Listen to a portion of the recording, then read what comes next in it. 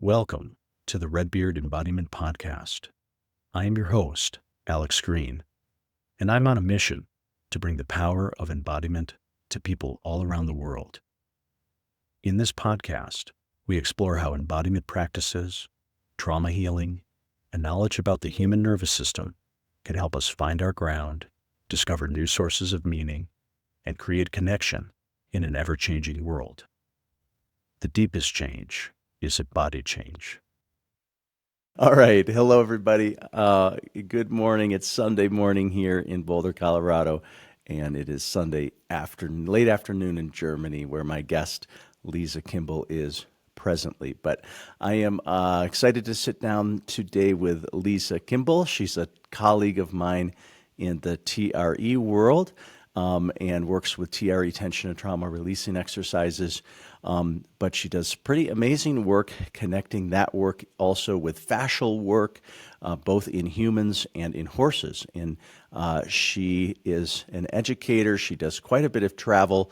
She's based in Durban, South Africa, and her farm near somewhere in that area with her horses, but travels extensively, teaching workshops, and again, in both human and equine fascial and trauma release work, and some of that includes TRE and other things. So we'll hear a lot about that. But what part of the timing of our conversation today is Liza and I were chatting online the other week, and she was sharing her excitement that she got her workshop accepted to the upcoming 7th Fascial Congress, and we'll have Liza tell us about the history of the Fascial Congress, but it is in New Orleans this year, and so I was excited because Liza is going to be bringing a presentation on TRE into that audience, which is part of what we're going to discuss. And maybe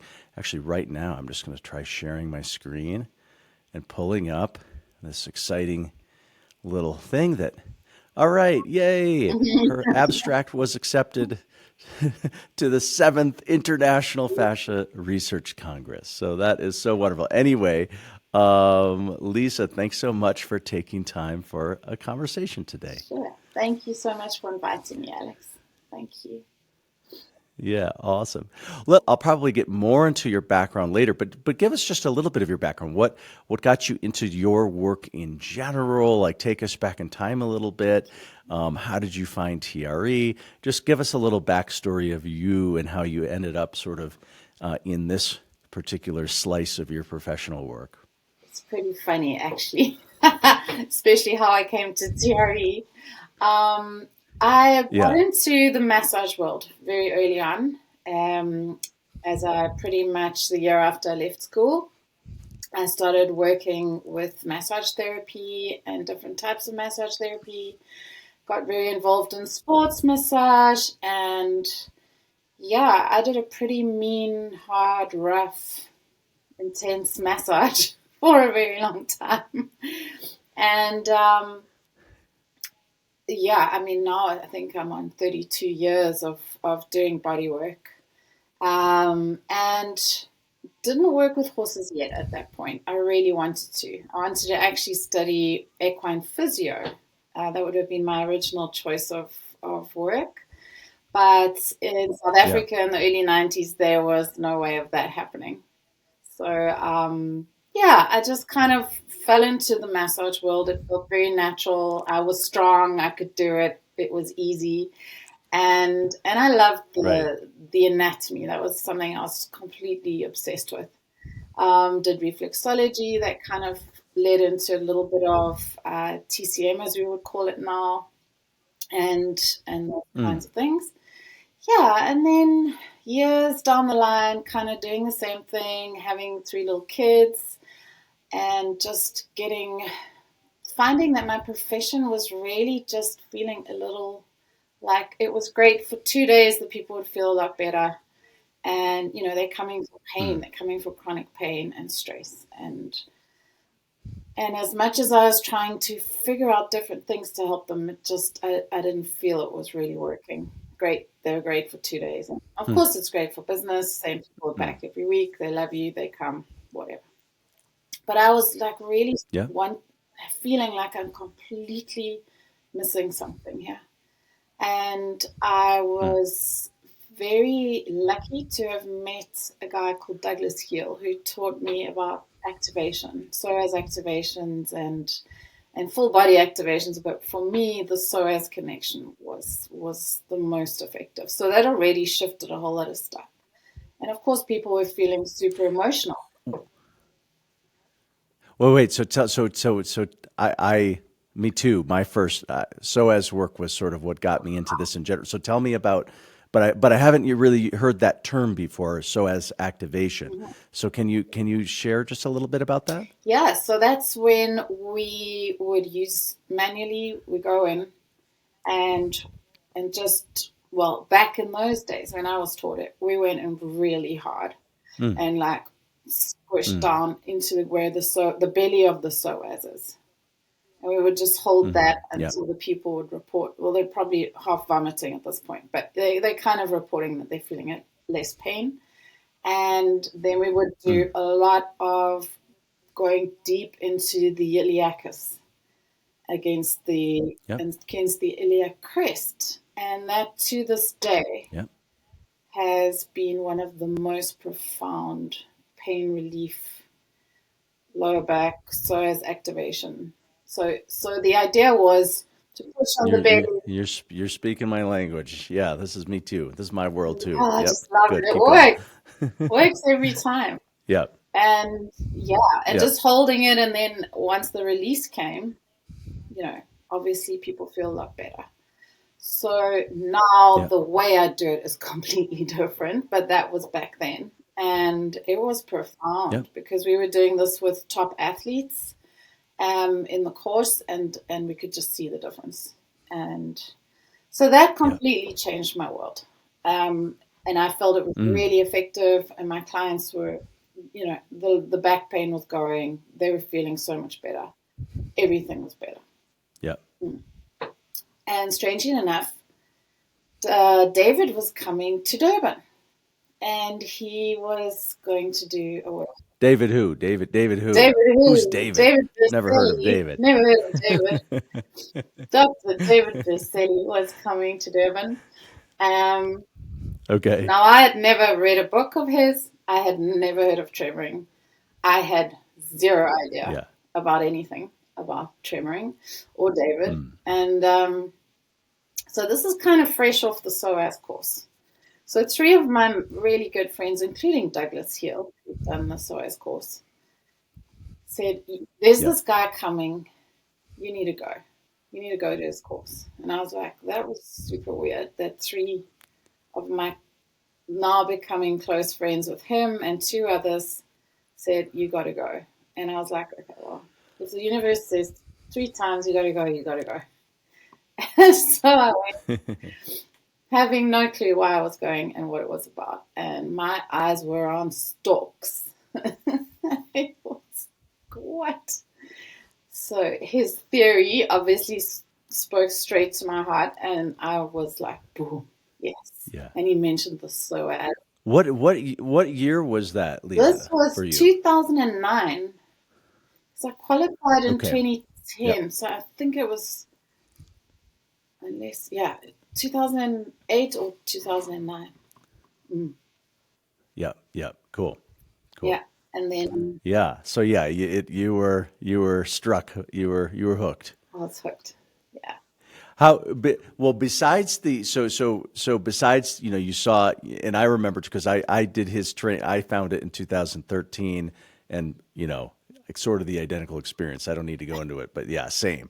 But what, but I mean, what I remember was his, the presentation was so profound and the examples and all of that. But I'm curious about what was your personal experience like as you got started with the method, with tremoring? So I was really crap. I think I was so in like trying to maintain this control while being so fascinated watching everybody else. That was the biggest problem, of course, because I was just couldn't stop looking at everyone else. And and then the own, like, not knowing how to let go of my own control, and that mental battle that everyone we lead through it has the first time. So Right. I really struggled. And the course, I think, was 4 days long. It took me 2 days. I had to plank. And then when I was shaking up, flip myself over quickly and try like that. Yeah, I see. Yeah. yeah. Yeah. So Yeah. it was not I didn't like slide into it smoothly from that perspective. Did it develop over time? Like, did it take, like, after the workshop? Did it take some, like Once I was yeah? in, I Or did was it take some in. time to? Okay. Yeah. Yeah. Once I was in, I was in. I had a huge emotional release in the workshop, which was, Yep. yeah, that was massive, and that seemed to unlock it. And then from then on, I see. yeah, it was cool. It was a lot easier. Yeah, it was fine. Yeah. So cool. Yeah. All right. Well, okay. So then, all right. Well, I guess, yeah. Let's just keep going with your story. So then you found okay. You were getting a little bored of your massage therapy career. It was great, but a little bored. Then you found Psoas activation, which is awesome. Working deep in the Psoas and the iliacus, and that's awesome and crazy work. And then the universe led you to Dr. Berceli and tremoring, and that was, and so keep going. So what happened So then, next? obviously, my natural progression was to combine it with the Psoas activations, um, Yeah. and that was next level. Like that just Yeah. unlocked everything so much deeper. But of course, in our training, we weren't allowed to do that with people yet. So I had to sit on my hands for a good long while and not do it yet. Right. Yeah, but the training was obviously such a beautiful personal process. Becoming a provider back then, we had quite a bit of it was a long training. And then as this is all happening, I fall into the world of fascia. I have go to another workshop, um, and this was a pretty intense training, as in very painful. Um, yeah, and my body just tremored afterwards. It was so traumatized by what had happened there, and yet it was undeniably worth Wait, it. I'm sorry, by which training? I'm sorry, I missed it. It's called. It used to be called linotherapy. I think it still is, but it's also changed a lot. This was back then Okay. in the 2011, Yeah, I've never heard of it. Yeah. 2012, yeah. And it was also a brilliant course, but the actual technique was very excruciating. And I think, Okay. Alex, you and I even spoke about this pretty much a few years ago, like how when we do access fascia, people need to understand that it can naturally cause the tremor mechanism also, because you're Right. in the neural Yep. system. Yeah. Right. So that was for me a Yep. very clear example in my own body. And yeah, and then just Yep. kind of navigating, well, it's too painful, it's too much, it's too sore, it's like how, yeah. Yep. Same sort of time I'm going to my first Fascia Congress. I think it was the fifth one, must have been. Yeah, it was in Washington. Fourth one, because is it every three? It's every 3 years, Yeah, right? Something like that. something like that. Yeah. 2018, 2020, yeah, or every 2 years. I can't even remember, to be honest. Okay. Um, in Okay. 2015, I went to that first one. That was wonderful. I met the lady, Dr. Vibeke Elbrandt, she did the Tom Myers slings for horses. So she was presenting her work Okay. back then, which I'd been waiting Nice. for. Yeah, because obviously having worked with Tom's stuff for a while and the fascia slings in humans, it's like, come Right. on. So she was a You mean she lovely. kind of? You mean she kind of translates? She sort of found outlined the meridian, the fascial trains for horses. That's kind of what her contribution. Yeah, and she's a Cool. vet at Cool. Copenhagen University. And she works with Yep. tuning forks, very gentle. Ah. Yeah, very gentle way of working Mm. with the fascial slings on the horses and the dogs. Yeah. Yeah. So Cool. that was 2015, and then like so much research was coming through around how highly sensitive the neural system is and how the receptors are so Right. highly sensitive. And I was thinking, well, why are we hurting people like this when we don't have to? But having Right. had that background myself, it's so hard to untrain. Going into this Right. totally super light touch. But the horses actually taught me that.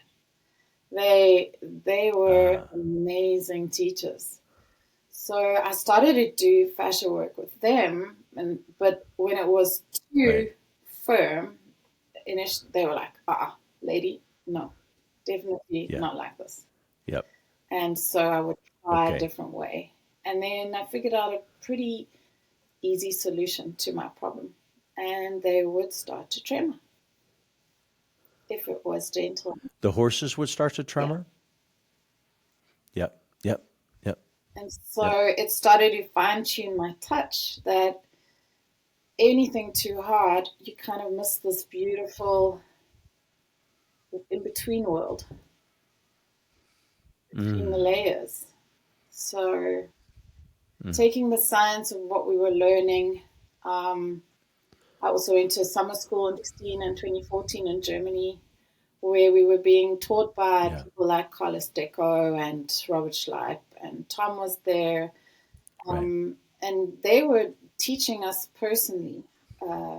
We did anatomy with Carlos Deco, that was incredible. And the Mm. lectures, So no one was teaching us how to do the body work, but they were telling us the Mm-hmm. science that made a lot of sense. Right. Like back off. Absolutely. This is highly sensitive neural Yep. stuff you're playing with here. And Yep. for me, that was kind of it. Like learning then from the horses to get gentler and gentler and feel like I'm in that in between world. Um, and then in the humans, we got them starting to tremor, but in a very different way, in a more Mm. safe difference between safe touch and, of course, the old way, torture touch. Yeah. Yep. Torture touch. I've been in both worlds too. I've received and given some torture touch, so I know that world as well. Yeah. Yeah. Yeah. Mm. We've been there. Yeah. Um, well, I'm curious in how you. I guess kind of yeah. I guess can I ask a little bit about humans for a bit, like how what when you work with humans now. Here, let me see if I can put my question into it clearly. Here's what I'm curious about: are you using the fascial work, meaning touch and fascial work, in finding that in between world that you're describing? Are you using that as the entry point into neurogenic tremors, rather than sort of initiating through the butterfly sequence or something like that? Like, are you primarily sort of using your touch as the elicitation of the tremors, or do you go about it different ways, different situations? Different ways, different situations. Because I've found Yeah. even, especially during and post COVID, just doing cranial holds would get people tremoring violently on the table Mm. without having had a Sure. chance to kind of explain to them what's happening. So different Yep. different things. For I would say for the people who I have a feeling they may need a bit more encouragement before entering or accepting the TRE process, then it's a wonderful way of going Mm-hmm. through the body work first. Getting them. Then you Mm-hmm. have time to have the conversations and you should really try Right. this and this is really cool. if they have their legs up already while doing the now very gentle psoas iliacus releases, find people often start tremoring naturally anyway. Organically. Totally organic. Yeah, me too. Yeah, that's exactly what I see. So then Yep. it's like, this Yep. is great. By then it's nice if I've had the opportunity to have the conversation around TRE. But if not, it just kind of, it Right. flows organically. I can't even say there's this protocol. I Yep. seldom have people who only come for TRE. They kind of want both. Yeah. So Yeah. it's a nice way to end off Yeah. a So session. you're weaving these. Weaving them, especially Yeah. the scar release sessions, to do the scar work, which can take, however long, and then to complete that with a TRE session is profound if they haven't started tremoring during the scar work. So that's a big one. Right. Yeah. So yeah. Do you sometimes? Yeah. No, that sounds very fluid and organic. I can picture it. I can picture it pretty clearly. For you regular listeners to the podcast, you know that about half of these episodes focus on TRE, tension and trauma releasing exercises. And I wanted to make sure that you know about the Redbeard TRE certification program, our educational platform to certify others. And we have both an online version of that I teach, as well as an in-person version of the training that my colleague Ellen McKenzie teaches in Madison, Wisconsin. My next online certification training is beginning August 3rd and 4th, 2024. That's the first of 3 modules. And the way the certification program works is it's about a 10 to 12 month program divided into 3 phases of learning, each with a weekend connected to it, and then some one-on-one work with me and people on my team to support your learning journey. TRE has been a life-changing modality for myself. It's open to people with any background. I wanted to make sure you know about the program. You can find more information at redbeardtre.com. Well, how do you coach or advise your clients around, do you sometimes do some of them kind of get into TRE and they want to tremor a bit on their, between sessions? Do some of them sort of do any of their own personal work? How do you direct that side of things? So definitely encourage people to do that as the homework, very much, because and the Psoas stuff, I teach it to every student, client. It's like, guys, this is the homework. That and the tremoring, this is the homework. Like, we've got other stuff to do. If you can get your basics going, then we're good, then you can fine tune your sessions. And this is what I'm doing in the training now, especially even, I'm working with a lot of horse therapists that are feeling very disillusioned and but like vets, there's a lot of pressure from the competition world. And now you're working with a sentient being, and then you've got a rider who's got a lot of pressure. And so the therapists have to be like, it's why the veterinary world is injecting, or there's no time for healing. There's no time for recuperation. It's just go, go, go. A lot in that kind of world. I see. Now, the equine therapists are kind of feeling disillusioned and heartbroken and all these kinds of things. And I feel like, okay, well, you're not going to change an entire world of expectation in especially competition avenues. You also have to find your clients that are more into alternative therapies. Those are, the better option. But work on your own process. So for me, teaching them TRE for themselves, activations for themselves, so that they're not in pain just during their normal day when they're also working with these big animals, but really for the stress. Right. So they have to all learn TRE, all of them. I see. It's like the rule. Yeah. Yeah, makes sense. That's good. Stressful. It's a stressful career to have. And so that's why I think that's really where I'm at the moment, because I'm teaching more than I'm working hands on. Is implementing that Right. for all therapists. Like, you guys have to help yourselves. Yeah, do your own practice. It's going to help. It's going to help everything else that you do. Yeah, I love that. Okay, well, all right. So now I want to ask a couple. Can I ask about horses a little bit? Sure. Because humans, I've worked with a lot of humans, I feel like maybe my own journey with working with humans might actually be quite similar to yours in many ways, with the heavy stuff and the Psoas work and then the evolution of things. But I have absolutely never engaged with a horse therapeutically in any way. So I'm trying to picture things a little bit. And so one curiosity I have, so I can a little bit imagine maybe, kind of, putting hands on and getting, and actually I do know a little bit about the equine therapy world from the nervous system side, like not the manual therapy, but from the sort of working with veterans and PTSD.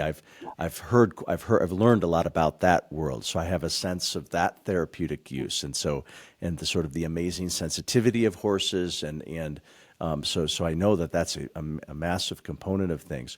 But I guess I'm thinking about the fact, you mentioned sort of finding the right touch in that in between world with engaging the fascia with horses, and then tremoring would emerge. And what I'm trying to picture is, like, are the horses standing?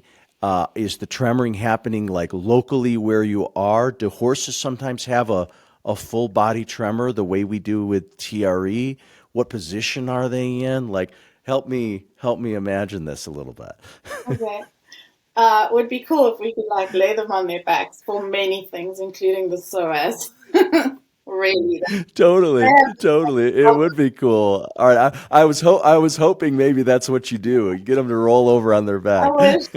I wish. Unfortunately, they have such Yeah. big, heavy organs. I think they wouldn't be very pleasant, very comfortable. Um, Yep.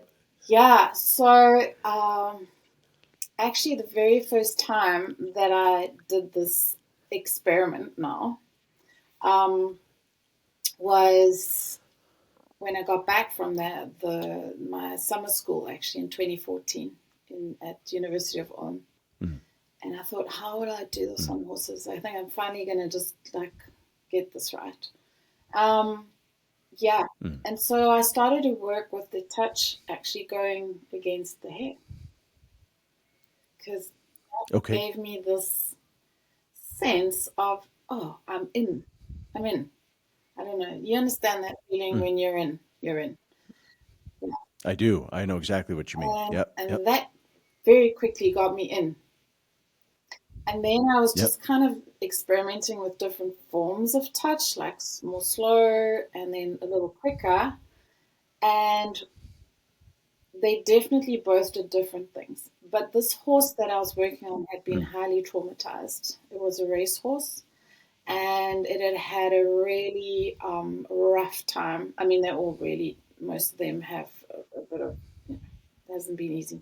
I don't think any of them have really had it Yeah. best, 90%. Um, and Okay. he was very sweet, but he was rearing with people, and they were falling off, and this woman was trying to sell him, and she couldn't, and blah, blah, blah. Long story short, he Mm. came to me, and so I started doing this. And on the very first session, this, I think he came into my life to show me this. So I was just experimenting with this kind of touch and what to do. And he started a full body tremor all over his body for about 5 minutes Wow. with just, Oh my God. I wish you had a GoPro camera on your head or something. We don't have enough video. Lisa, I beg of you, I will pay you $1,000 if you can get a good video of a horse tremoring. I'm not even joking well, I have because one. we don't have enough. Okay. All right. Good. All But right. you don't Well, have I'll to put pay my me money where my cost. mouth is. It's not my video. It's one of I've Matthew's. been begging for this. We need, we've got, we have our polar bear, we have an impala. We need more actual footage of these things. It's true. I'm working that one of my colleagues is connected to a wildlife photographer. I don't know where they're based in Africa, but who's worked with zebras a lot and has seen it a lot in zebras, and so he's been able to describe it, but he hasn't gotten footage of that. So we're like, okay, well, freaking you're a photographer, get your camera going.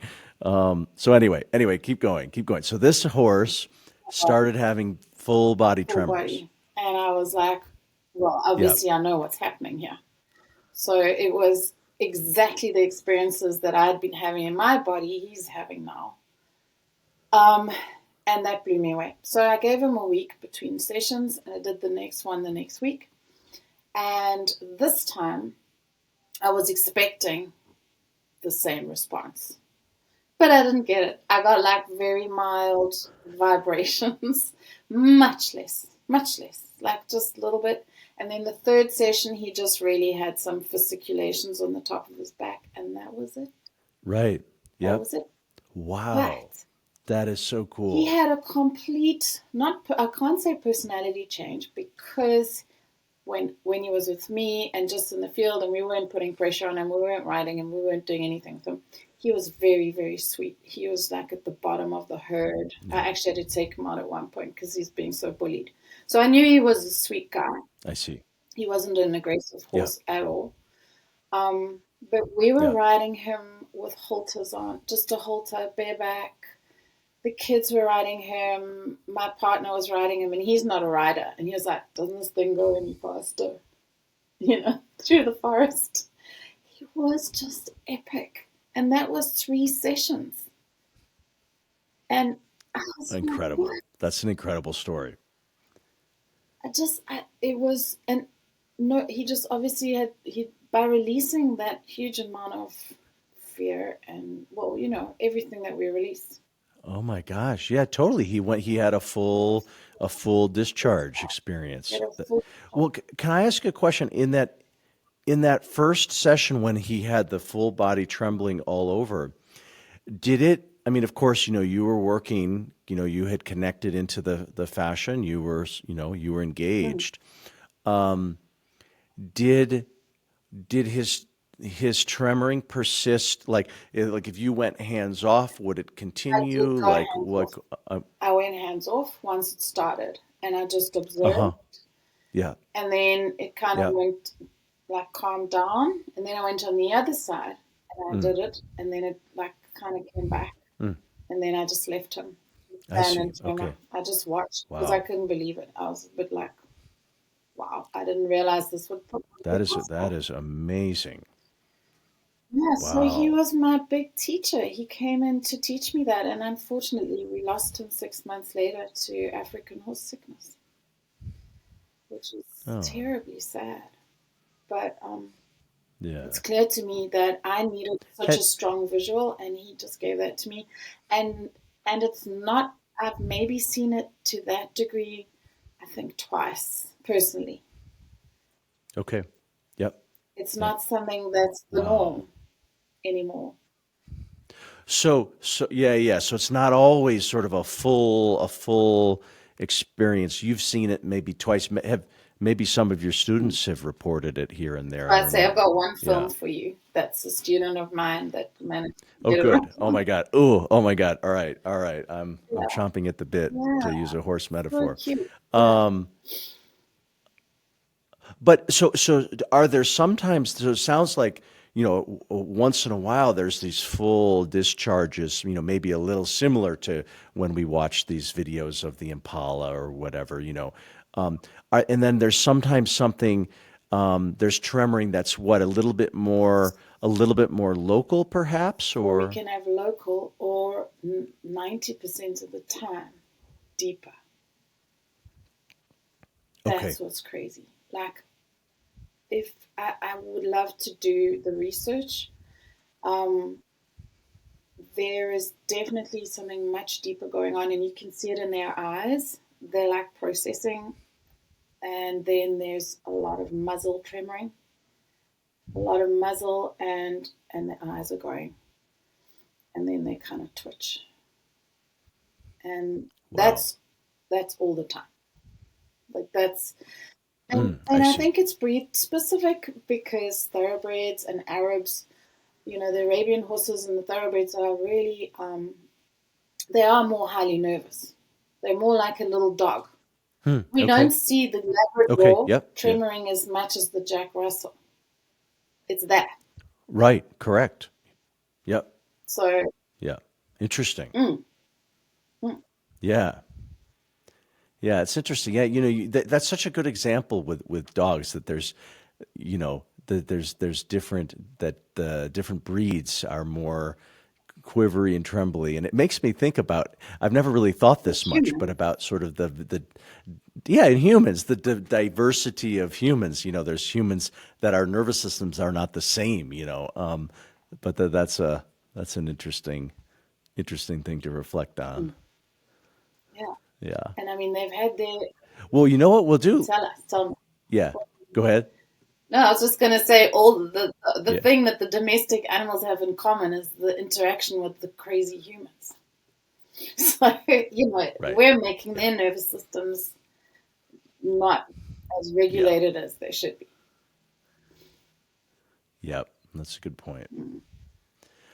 You know what we'll do? I think we'll just edit, if you're willing to, if you're Oh, willing to put in share the it, the phone. horse, we'll just yeah, we'll just weave it into this. We'll splice it in, and then our audience can get a view. So that's awesome. Yeah, cool. Wow. Well, that sounds like it must just be incredible to have. I mean, working with humans is incredible, and I imagine working with horses has its own, unique qualities about just sort of connection and whatnot.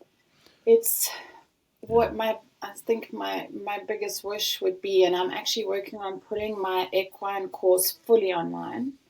Um, is really, there's enough people, even in our human world, you have developed like very step by step courses, and it's all very, it's great. But I want to actually reach the the horse owners because it's a completely different way to interact with your animal, and it's giving back.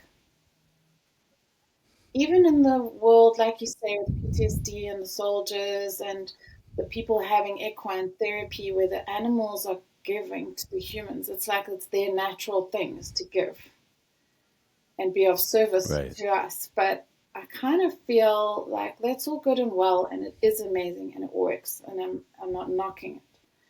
But we have to Right. have the balance of where we're also giving back to them, where there's no expectation. Like I want to I shift completely that agree. narrative that somehow it's okay to have your dog, but Yeah, we're just extracting the co-regulation from, yeah, our dogs and horses, and you're right. It is extract, if it's only one directional, that's pretty exploitative, actually. that's how I feel. So I would like, Yeah. if someone is an equine trauma therapist, then to learn how to give back is very Yep. profound. And yeah, I mean, we've had some incredible, I've had people communicate with me from around the world kind of saying the horses have said, okay, um, they want more touch. I'm like, okay, well, we can teach you how to do that. And I think because the That's fascial awesome. world is so beautiful because it's simple. The concepts are simple. It's really not that difficult. And because we're weaving it in with our understanding of the polyvagal theory and the trauma stuff, um, Mhm. it's actually so much easier than people think. It's not complicated. So, Mhm. Yeah. yeah. And a big Yeah. part of the therapy for me, for humans and horses and dogs, is working on the viscera. working on the belly, working on the abdomen. It's kind of the places nobody ever goes.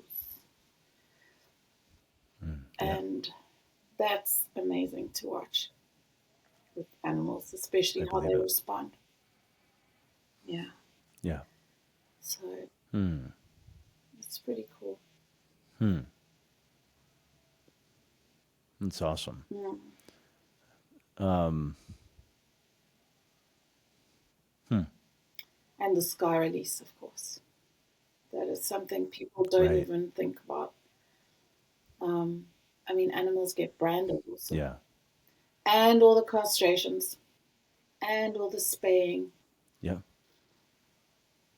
And then Yep. we wonder why. Yeah. Yeah. Oh, that's so cool. How many people do you think you have trained at this point in your work? I mean, you do a lot of teaching, so I mean, you must have Do you know, like, I lost a whole database in the early days, even from like right. 2011, because yeah, I lost my email address. But that's just me. That's why I Yeah. should not ever work Yeah, with yeah, tech, right? yeah. Um, But anyway, no, well, but I I would mean say hundreds, thousands, hundreds or thousands of people. thousands, Yeah. thousands. Yeah. Yeah, yeah, Yeah. Yeah. and they all have to Yeah. tremor, so That's it's cool. their big homework. So yeah, definitely in the Yep. thousands by now. Yeah. Yeah, yeah. Is your you know so I maybe all of your workshops are in person. I think most of them are. Do you do any online teaching or not I particularly? did a lot during COVID for horses Yeah. because we Yeah. actually, my dad is a documentary filmmaker, and I was Hmm. lucky enough to coerce him into making a technique video for me on the horses in 2021. And it's Nice. still such a great, it's a three broken into three parts. So Yeah. I did theory with the people online. We did like Psoas activations and a bit of scar work, and then they watched the videos and do that step by step with their own horses. And I I haven't see. done one for a long time, and I'm doing one next weekend actually for the first time in a long Oh, time. cool. Oh, cool. Yeah, yeah. So Awesome. soon. Oh, cool. Awesome. Well, let's talk a little bit about the Fascial Congress. So before you reached out to me, I was already excited about this one, the upcoming one in August in New Orleans, because what I was already excited about was that Stephen Porges from Polyvagal Theory is one of the keynote speakers there, and I thought, and maybe he's been there in the past, but I don't know. I don't think so, No or way. it's at least been off my radar.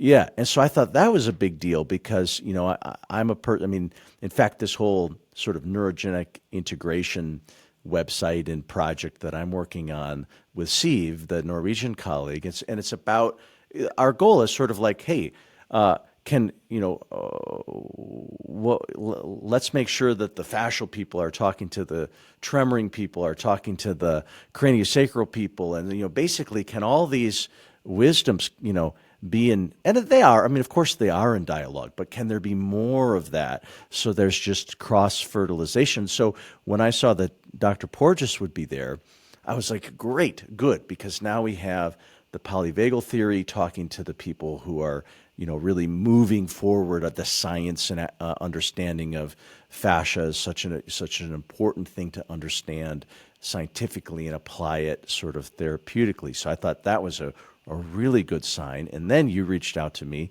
and you said, hey, I got accepted to do a TRE workshop. And I was like, thank God. So I feel like it's a worlds coming together kind of a situation. How are you feeling about the upcoming conference? Well, like you, when I saw that he is like really one of the top keynote speakers, um, Right.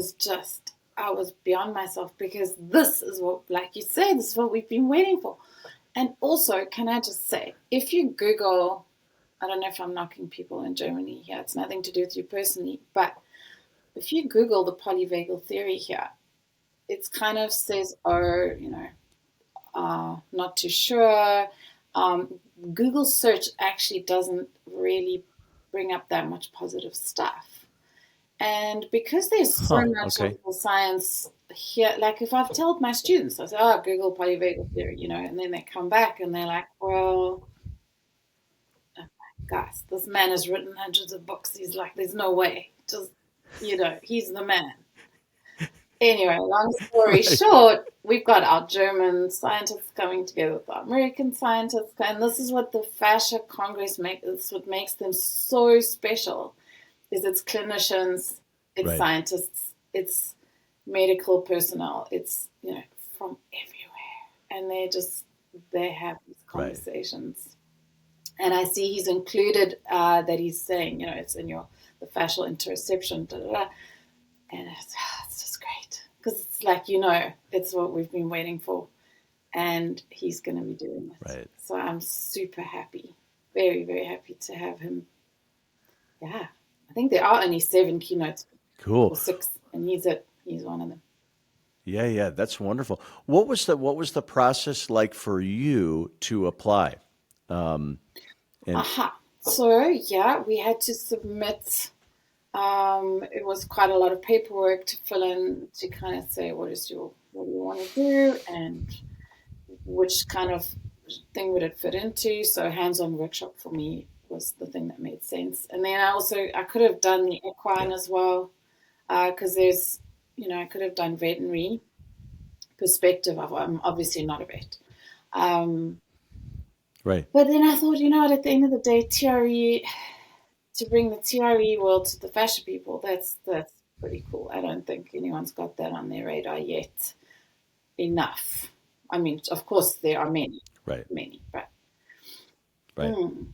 And from what I've seen, Yeah. scrolling through the lot of the little workshops that are happening, it's so many people who are putting body, mind, soul together. We're using the Hmm. fascia to somatically to work with trauma and that kind of thing through touch. So this is wonderful. It's like Yeah. it's all coming together finally. Cool. Yeah, Cool. yeah. Yeah. Yeah. Oh, good. Well, maybe you know what we should do if you're up for it. Let's do a because I wanted to go this year, but I shared with you I can't go because of pre-planned time being in Europe, and I should have planned better. But if you're up for it, what if we have a post conversation Cool. after the Congress? Mm-hmm. Because it would be interesting to hear what conversations arise and come up around it. So if you're up for it, let's do a part 2. That's cool. I'd love that. Yeah, because we've been told we're not allowed Yeah. to film the sessions, but I can give you feedback. Like I said to you earlier, I have now no idea how I'm going to do this because our 40 minutes Right. turned into 20 minutes, and I think I'm just going to be creative. Um, Yeah. yeah. Cool. Yeah. I my trade with you for the horse video instead of my $1,000 will be if and not saying it will be necessarily worthwhile to you, but what I'll do is I'll share with you just in case because I presented for the craniosacral people, right? This was the one in Romania I was telling you about, and if you're curious, I'll share the presentation I put together just in case there's any ideas in there that are useful or whatever. So I'll that'll be my trade Thank if you. you're if it's enough of a trade. Yeah, because it's hard. They were mentioning we had a meeting yesterday, and they're kind of saying, look, we realize you guys do like 3-day workshops, 4-day workshops. Now we're asking you to condense everything into 20 minutes. um, Keep that in mind. And we're like, Yeah, oh, wow, yeah, it's not going to be yeah, easy, but yeah, we'll figure it out. But yeah, yeah, any tips are helpful. And at this point, I'm going to lie on the plinth and tremor for everyone. See what happens. yeah, I think maybe yeah, that'll be yeah. a cool introduction to TRE. It'd be a super cool Yeah. introduction. Yeah. Yeah. Wow. Um, Good. Well, yeah. Well, let's see. Yeah. Um, Anything else that feels like we should cover today?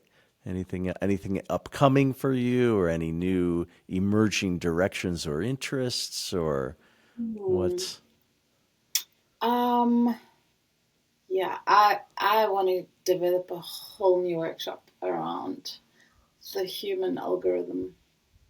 I've been looking into, well, I've been training with some very amazing teachers around sort of the Native American ancient teachings, and we have some very clear human algorithm teachings that the ancients knew about. And that is fascinating because I think it's almost the next level of integration. Like now we the TRE and the somatic work and the feeling our bodies and the interoception and the fascia, and that's all like really amazing. And then it's like, okay, but how do I stop myself? How do I get out of the loops? How can I live in Hmm. awareness when I have actually a fully uh, embedded algorithm in how I behave? It's pretty interesting. Yeah. Well, yeah. Anyway, so no, I'm super interested. So, yeah, can you share? I love that term, the human algorithm. It's like interesting, but can you yeah, say a little bit more about what that means, that term, the human algorithm.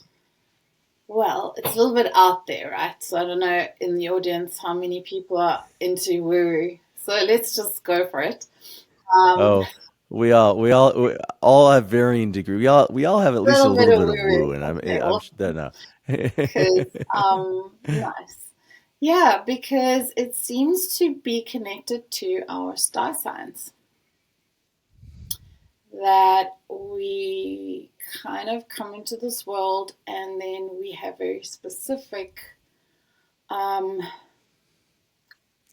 when someone would say to us, "Oh, let's do some shadow work," and you know, in terms of the Hmm. psychological and Sure. psychotherapy and shadow work, that's all fine. Yeah. But when someone can give you the formula of like, dude, this is your shadow, exactly, you do it like this.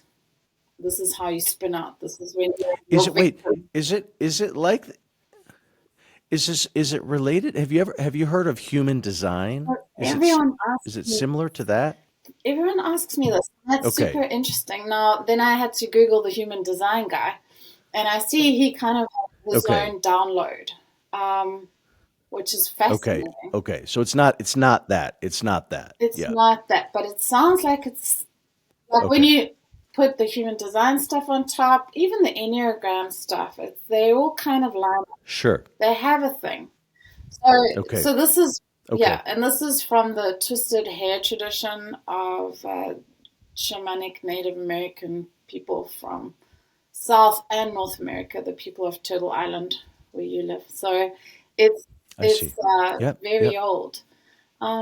Yeah, and they were like, okay, so when you're in your victim and when you're in your spin and when you're in those dark places, I've kind of put that together with the polyvagal theory and our trigger responses. So Hmm. I'm amalgamating that, Mm. and it's fascinating. Cool. So you're developing a course in this direction, you mean? Yeah, Wow. I've been Cool. including it in my training already because, like I say, for Mm. whether you're going to be a human therapist or an equine therapist, the important thing is that you know yourself. You're going to be a better placebo, as Dr. Larimer Mosley says. People are going to feel safer around you and heal better if you can just know Mm. yourself and work on your self healing, right? Hmm. So this is just Hmm. deepening that process for me. It's been my own personal process Yeah. and bringing that in. That's when you say, "Do I feel something that's brewing in a big way?" Yeah, that's kind Right. of what I feel is the next Cool. thing. That's what's brewing. Mm, That's what's coming. That's what's mm, coming through next. Wow. mm. All right. I love that.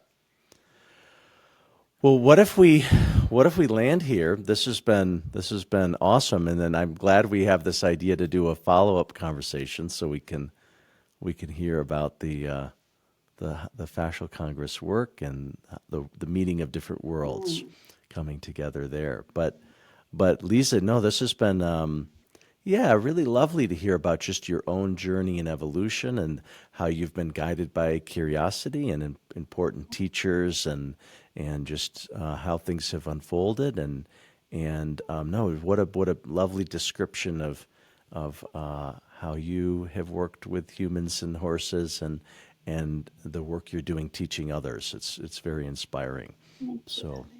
really appreciate Thank you for all your you. sharing. Great. Awesome. Cool. Thanks for listening to today's episode of the Redbeard Embodiment Podcast. To learn more, visit us at redbeardsomatictherapy.com or send me an email at alex@redbeardsomatictherapy.com. If today's conversation resonated with you, help spread the word by subscribing and sharing with others. Hope to see you next time.